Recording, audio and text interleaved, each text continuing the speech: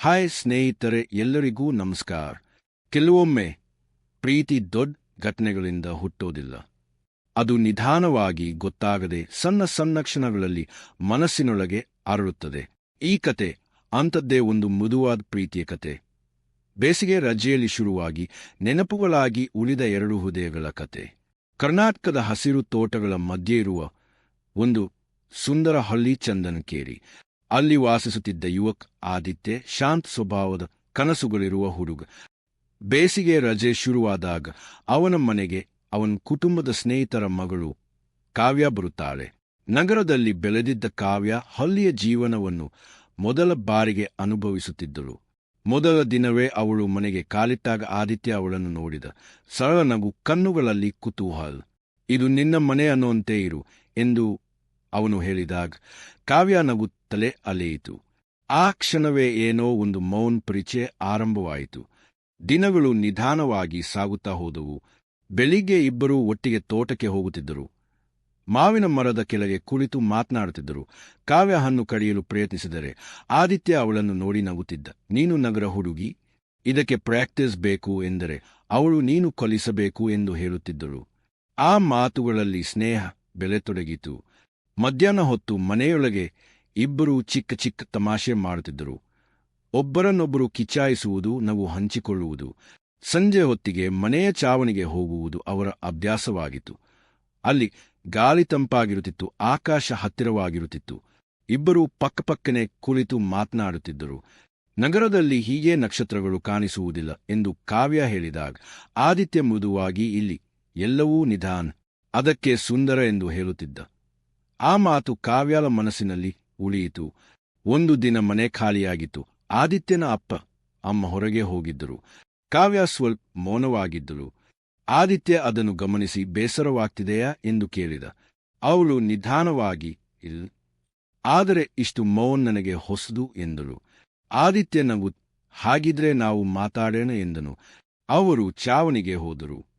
ಗಾಳಿ ನಿಧಾನವಾಗಿ ಬೀಸುತ್ತಿತ್ತು. ಮಾತುಗಳು ನಿಧಾನವಾಗಿ ಆಳವಾದವು. ಕಾವ್ಯ ತನ್ನ ಕನಸುಗಳನ್ನು ಹೇಳಿದಳು. ಒಂದು ದಿನ ತನ್ನದೇ ಜೀವನ ಕಟ್ಟಿಕೊಳ್ಳಬೇಕು ಎಂದು. ಆದಿತ್ಯ ತನ್ನ ಮನಸ್ಸನ್ನು ತೆರೆದು, ನಾನು ದೊಡ್ಡವನಾಗಬೇಕು, ಆದರೆ ಈ ಹಳ್ಳಿಯನ್ನು ಬಿಟ್ಟು ಹೋಗೋದು ಕೆಷ್ಟ ಅನಿಸುತ್ತೆ ಎಂದನು. ಆ ಕ್ಷಣದಲ್ಲಿ ಇಬ್ಬರು ಒಬ್ಬರನ್ನೊಬ್ಬರು ಬೇರೆ ದೃಷ್ಟಿಯಿಂದ ನೋಡತೊಡಗಿದರು. ಮಾತುಗಳ ನಡುವೆ ಮೌನ ಬಂದರೂ ಆ ಮೌನ ಖಾಲಿಯಾಗಿರಲಿಲ್ಲ, ಅದು ಭಾವನೆಗಳಿಂದ ತುಂಬಿತ್ತು. ದಿನಗಳು ಹೀಗೆ ಸಾಗುತ್ತಾ ಅವರ ನಡುವಿನ ಹತ್ತಿರಿಕೆ ಇನ್ನಷ್ಟು ಗಟ್ಟಿಯಾಗುತ್ತಿತ್ತು. ಒಂದು ಸಂಜೆ ಮಳೆ ಬಂತು. ಇಬ್ಬರೂ ಚಾವಣಿಯ ಮೇಲೆ ನಿಂತು ಮಳೆಯ ಹನಿಗಳನ್ನು ಅನುಭವಿಸುತ್ತಿದ್ದರು. ಕಾವ್ಯ ನಗು, ಇದು ನನಗೆ ಮೊದಲ ಬಾರಿ ಎಂದಳು. ಆದಿತ್ಯ ಅವಳನ್ನು ನೋಡಿ, ಇದನ್ನೇ ಲೈಫ್ ಅಂದ್ರೆ ಎಂದನು. ಮಳೆಯ ನಡುವೆ ಅವಳ ಕೂದಲಿನಿಂದ ಹನಿ ಬೀಳುತ್ತಿದ್ದಾಗ ಅವನು ಕ್ಷಣಕಾಲ ನೋಡುತ್ತ ನಿಂತ. ಆ ಕ್ಷಣದಲ್ಲಿ ಏನೂ ಹೇಳಲಿಲ್ಲ, ಆದರೆ ಎಲ್ಲವೂ ಅರ್ಥವಾಗಿತ್ತು.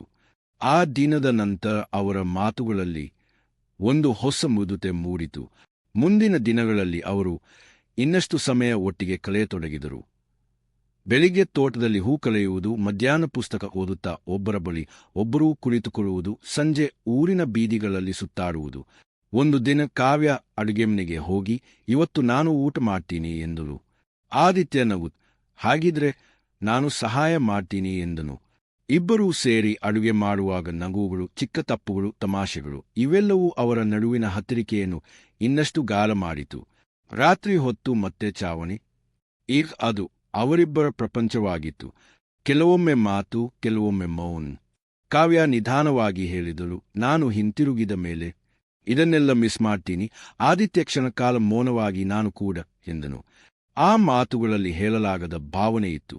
ರಜೆ ಮುಗಿಯುವ ದಿನ ಹತ್ತಿರವಾಗುತ್ತಿದ್ದಂತೆ ಇಬ್ಬರ ಮನಸ್ಸು ಭಾರವಾಗತೊಡಗಿತು. ಒಂದು ಸಂಜೆ ಅವರು ತೋಟದ ಆ ಚಿಕ್ಕ ಕುಟೀರದ ಬಳಿ ಹೋದರು. ಅಲ್ಲಿ ಮೊದಲು ನಗುತ್ತಿದ್ದವರು ಈಗ ಮೌನವಾಗಿದ್ದರು. ಕಾವ್ಯ ನಿಧಾನವಾಗಿ ಕೇಳಿದರು, ನೀನು ನನ್ನನ್ನು ಮರೆತು ಬಿಟ್ಟೀಯಾ? ಆದಿತ್ಯ ತಲೆ ಅಲೆಯುತ್ತ, ಕೆಲವು ಜನರನ್ನು ಮರೆತೇ ಬಾರದು ಎಂದನು. ಆ ಮಾತು ಕೇಳಿ ಅವಳ ಕಣ್ಣುಗಳಲ್ಲಿ ನೀರು ಮಿನುಗಿತು. ಹೊರಡುವ ದಿನ ಬೆಳಿಗ್ಗೆ ಎಲ್ಲವೂ ಸಾಮಾನ್ಯವಾಗಿತ್ತು, ಆದರೆ ಮನಸ್ಸು ಮಾತ್ರ ಭಾರವಾಗಿತ್ತು. ಕಾವ್ಯ ಬ್ಯಾಗ್ ಹಿಡಿದು ಹೊರಬಂದಾಗ ಆದಿತ್ಯ ಅವಳ ಕಡೆ ನೋಡಿದ.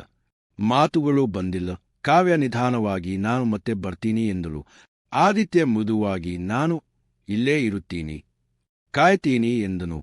ವರ್ಷಗಳು ಕಳೆಯಲಿಲ್ಲ. ಆದರೆ ಕೆಲವು ತಿಂಗಳುಗಳು ಸಾಕಾಯಿತು.